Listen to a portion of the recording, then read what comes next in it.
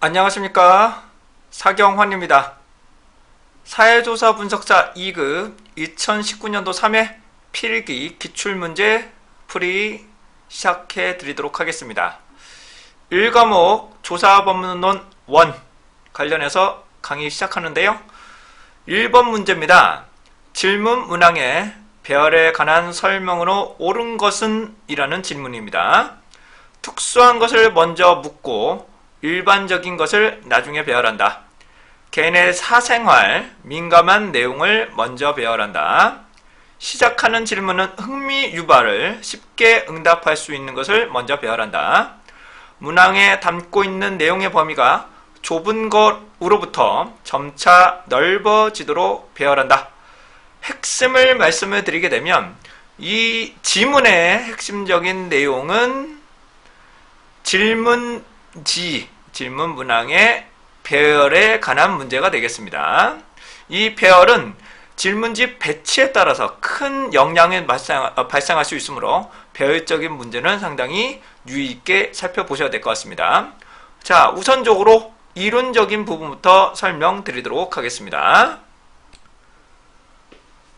우리가 시작하는 설문지는 조사 내용을 명확한 연구 목적 달성을 위해서 구성을 해야 되는데 응답자 수준에 맞게 구성해야 되며 너무 자세한 내용이나 상세적인 질문으로 구성할 경우 응답 거부에 대한 부분이 너무 높아지게 됩니다.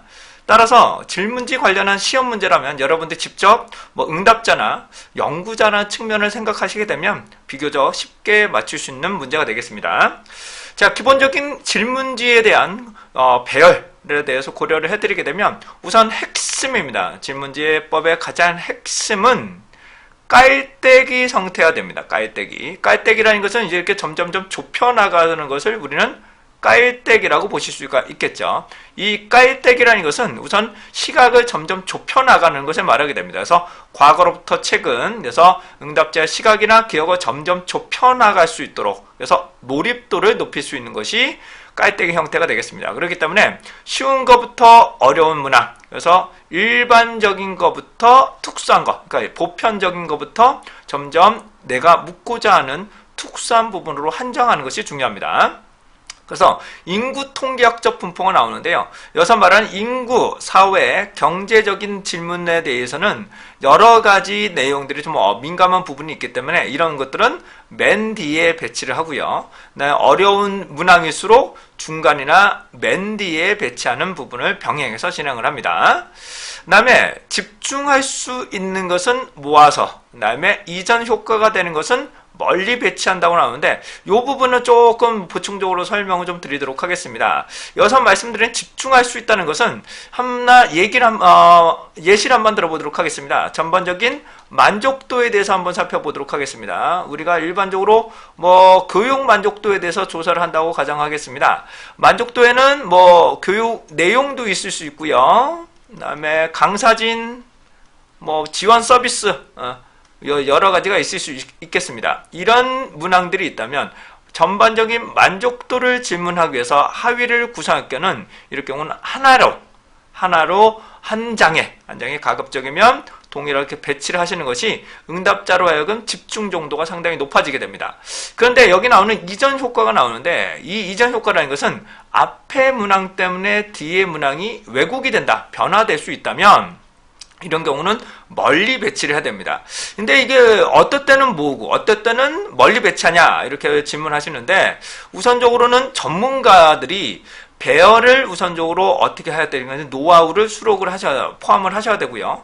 두 번째로는 사전 검사라는 것을 먼저 실시를 해서 첫 번째와 두 번째에 대해서 문항 배열을 좀 바꿔봅니다. 배열을 바꿔서 왜곡이 된다거나 결과가 상이한 결과가 나온다면 이런 경우는 조금 멀리 배치하거나 여러 가지 배열의 순서를 명확하게 규정하셔서 진행을 하셔야 됩니다.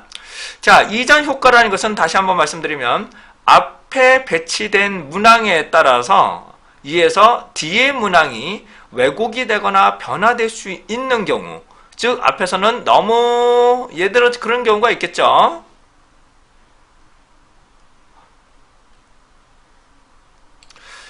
이런 경우가 있을 수가 이전 효과의 뭐 대표적인 사례를 한번 좀 설명 올리도록 하겠습니다. 예를 들어 보겠습니다. 뭐 저희가 1절에 이거 죄송하네요. 검정색으로 할게요.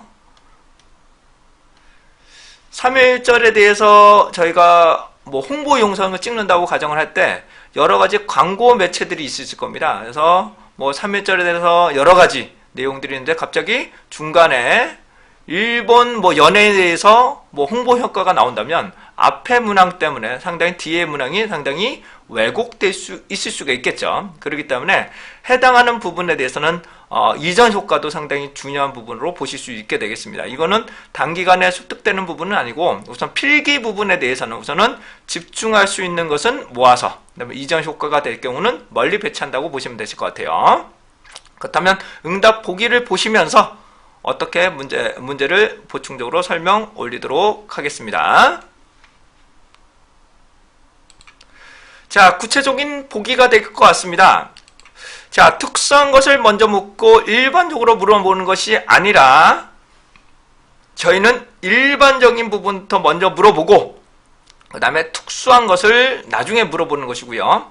사생활이나 민감한 질문 같은 거는 중간이나 맨 마지막에 배치해야 됩니다.